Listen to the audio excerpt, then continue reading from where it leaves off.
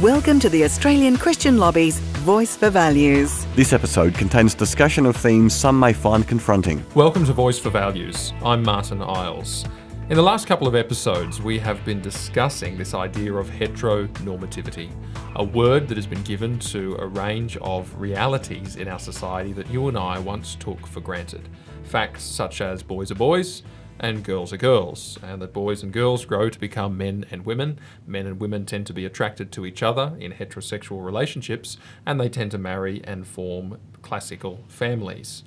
This is now given a political label of heteronormativity, and activists are seeking on many fronts to undermine this feature of Western culture. We talked about the philosophy that underlies this, queer theory, in the first episode. We talked in the last episode about some of the legal agendas that are going on with changes to policy and legislation, specifically around marriage, anti-discrimination laws, and conversion therapies, which seek to entrench queer normativity in place of heteronormativity in our political structures.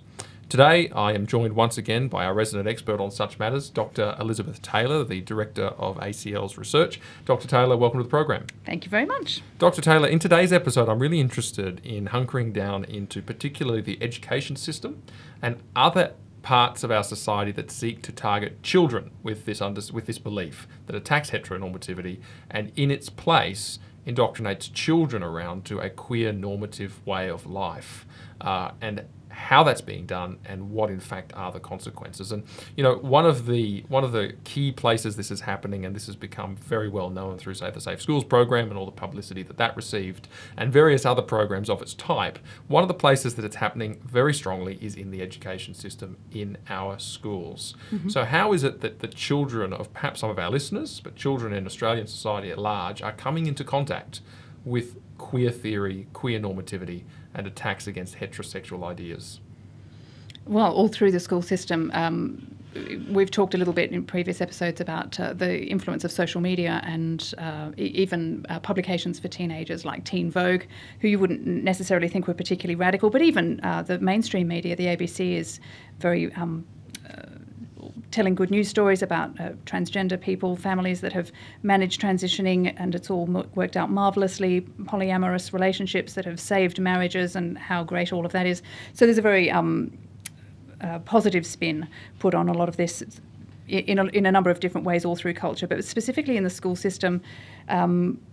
The Safe Schools program is one. They wrote a curriculum called the All of Us curriculum, and that they've now recognised is really an overreach, because it was explaining very clearly, for the benefit of school children, this worldview that they are promulgating, whereby sexuality and gender exists on a spectrum. It's not binary, and gender is independent of biology. There's a range of things there, but it's basically queer theory. And for a long time, the education minister was reluctant to recognise that queer theory was being taught in schools. And if you talk to, I've had letters from the Department of Education in Western Australia, for example, saying Safe Schools has nothing at all to do with queer theory. But of course this is nonsense, because you can only say that if you've not read the curriculum or if you don't understand what queer theory is, because this is very clearly queer theory being offered up to children as though it's truth.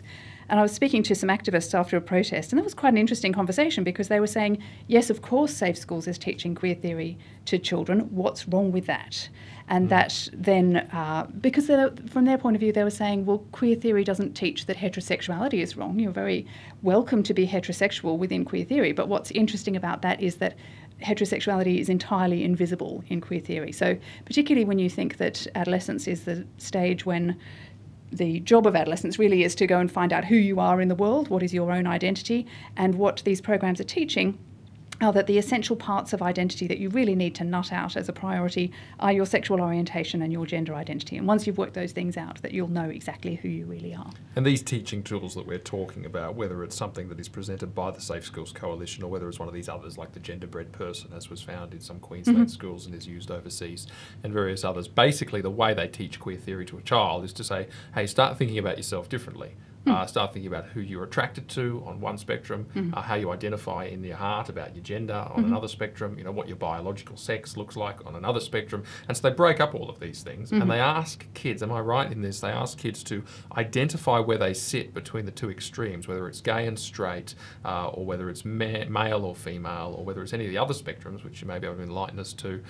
They're asked to nominate a place on the spectrum where they may find themselves, rather than just saying, I am a boy, I am a girl. The teaching tool itself is presented as if they're probably somewhere in between. Yeah, that's right, because that's the effect of looking at a spectrum, is that you imagine a bell curve. You imagine that most people are sort of somewhere in the middle, aren't they? And so essentially what's being taught, and it's through quite a lot of different HP health and physical education curricula. So it was in Crossroads in New South Wales. It informs the Respectful Relationships materials in Victoria. But it's basically the idea that biology, sex, gender and gender expression vary independently. So they all exist on a spectrum and they all vary independently. So once you've worked and you put those four things together, there's an infinite number of combinations, and so therefore you can find out the unique properties that make you distinctly you if you work this out. Now, schools aren't saying, tell me where you fit on this spectrum, but they're just presenting an anthropology, a belief about the human person, which is fundamentally different to anything that most parents, I think, out there would recognise. And I think most parents are looking at these tools, as I think the opposition leader in Queensland said, Deb Fricklington, when they found the genderbread person in Queensland schools, she said that she was confused by looking at the teaching tools because there's so many infinite options about how you may feel about yourself. The question you ask is, how do I know whether I feel this way?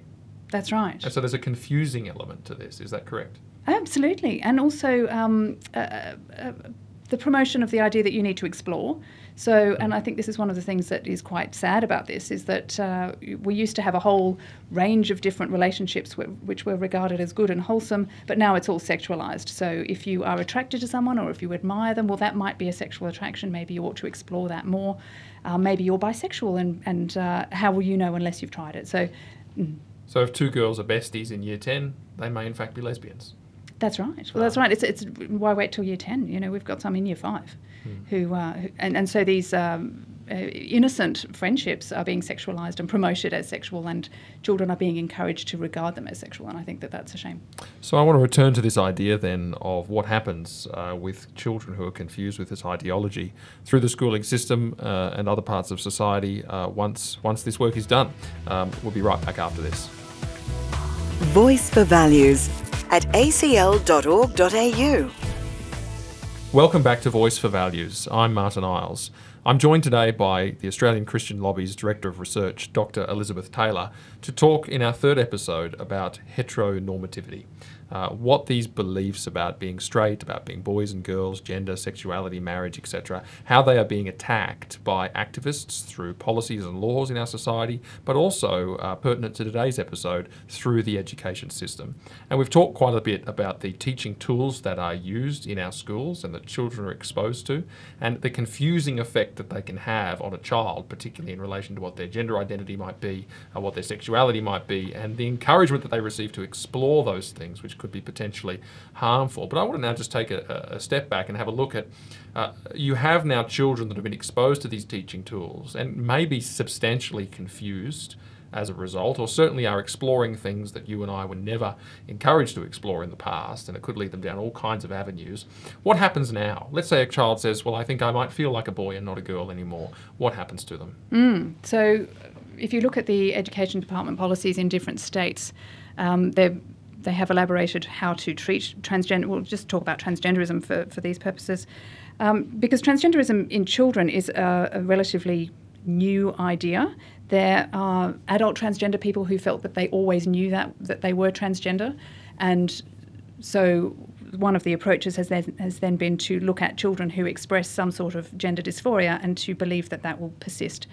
In fact, the evidence overwhelmingly says that conservatively, at least 80% of those children post-puberty will not identify as transgender, and yet, and this is very difficult to explain the logic here, the policy is nevertheless to affirm as a permanent fixed property the gender expression that a child states at any age, and this is happening now for preschoolers as well. And so if a school is presented with a child who says, no, actually, I know I look like a girl, but I'm a boy, in South Australia, for example, the role of the principal is to affirm that child in the opposite gender, even without the parents' knowledge or consent. So I think this is something that most parents would find quite alarming. My little daughter Dorothy's going off to school, and at school she's being treated as though she is Sam all day long. She's wearing a boy's uniform and being treated by everybody there as though she's a boy. And then she's coming home to me. Still, I'm in the dark about it. I still think Dorothy's just being treated like a girl at school. In Victoria, they've gone one further and said it may be necessary to affirm a child in a different gender identity, even without any sort of specialist backup at all. So no medical intervention, no parents, no teachers, no counsellors, nobody is there to say, or to even question it. They need to affirm. In fact, looking at the policies, you think you'd just be safest affirming any gender as long as it's not congruent with biology, and you'll be safe. And by affirmation, really, we're talking at this stage about social transition. So the girl is called a he and given the different uniform and so forth. But of course, once a social transition is in place and the child becomes used to being treated as the opposite gender or whatever gender identity it may be, as you said in the Victorian case, other things can follow from there. There's puberty blockers, there's hormones, things like that. So you can actually embark on a very radical trajectory towards gender reassignment. I mean, what is the wisdom of doing that to a child? If a child comes up and says, I'm gender dysphoric or I feel like something else, there's that pathway. Or there's the pathway of saying, well, no, Dorothy, you're Dorothy and you're a girl. How about we wait around? You keep wearing your dress and we'll see how things go, particularly with adolescents. What's the wisdom of either of those approaches? I absolutely can't understand why you would want to transition Dorothy before puberty, before you found out whether or not she is one of the 2 in 10 who, conservatively speaking, won't be happy being Dorothy on the other side of puberty. I really can't understand the long-term benefits of that, but it is wrapped up in compassion that we are affirming Dorothy as Sam because, she really is a boy. But as you say, the medical effects of getting that wrong are incredible because Dorothy is conceivably, if she follows the pathway of medicalisation, sterilised in this process and funneled off into surgery. Mastectomies and hormones and broken voices and beards and all sorts of things. Well, that's right, yeah. But even if it goes no further than social transitioning, this is an experiment. We haven't done this before. We haven't actually found out what happens to a generation of children who are told that they are somebody else from the age of 4. And this is an extraordinary thing. How do you... And the chances of a child then coming back and saying to the entire adult world that thinks that they're Sam, actually, no, you're all wrong and I was wrong all this time and I'm Dorothy. I mean, that is going to be an incredibly traumatic, difficult process for the child to reconcile with their biological sex. And yet that's the most desirable outcome because this is a recipe for happiness. It doesn't involve a lifetime of medical intervention. And yet if you were to propose that, then the transgender movement would say, well, that's transphobic because you're saying that being gender congruent is better than being transgender. And there's an important aspect of the value of the human person here because I think from a Christian point of view, everybody is equally valuable in the eyes of God and has the same they're infinitely precious. But within that, we can say that there seem to be some recipes for a happy life, and the suicide rates in the transgender population suggest that there are some problems associated with gender incongruence which don't lead to happiness. Now, the answer to that is to say that it's all stigma, and that social stigma is entirely responsible. So they don't find happiness because there's social stigma that says as a transgendered person they're less valuable or they're not accepted in society and integrated so well. Because of heteronormativity, because we've got these binary ideas. Yes. So this is why these binary ideas are actually killing people. They're actually a form of violence. Heteronormativity is harm. Absolutely. It's hurting everyone. It's hurting particularly transgendered kids. LGBT oppression is woven into our society. And so in order to get rid of heteronormativity and therefore LGBT oppression, we need to unweave society in radical ways, which I don't think many people are prepared for. And just briefly, what about people who do go down the transition path? Is there enough of them yet for us to understand whether or not that does indeed lead to their happiness? Oh, there are a great number who are detransitioning, and they are not met favourably by the movement. So if you go onto YouTube and you type in detransitioning, you'll find 40,000 testimonies particularly of young women who are detransitioning, and mostly they're saying stay away from the gender experts because I was just going through a strange phase, and once I worked through those issues, now I realise I am a woman and I'm reconciled with my femininity, but meanwhile they've got broken voices and 5 o'clock shadows, and they've received hormone treatment, so it's tragic. So we're left really with the question hanging, what is compassion? Is it indeed that transition and that process that leads to that brokenness and trouble, or is it to affirm a child in their biological sex, as has been done for eons under a so-called heteronormative paradigm? This has been the most enlightening 3 episodes on the issue of heteronormativity. I encourage you to listen to all of them, and I've been joined today by Dr. Elisabeth Taylor. Dr. Taylor, thank you for your time. Oh, thank you, Martyn. It's lovely. Voice for Values from the Australian Christian Lobby at acl.org.au.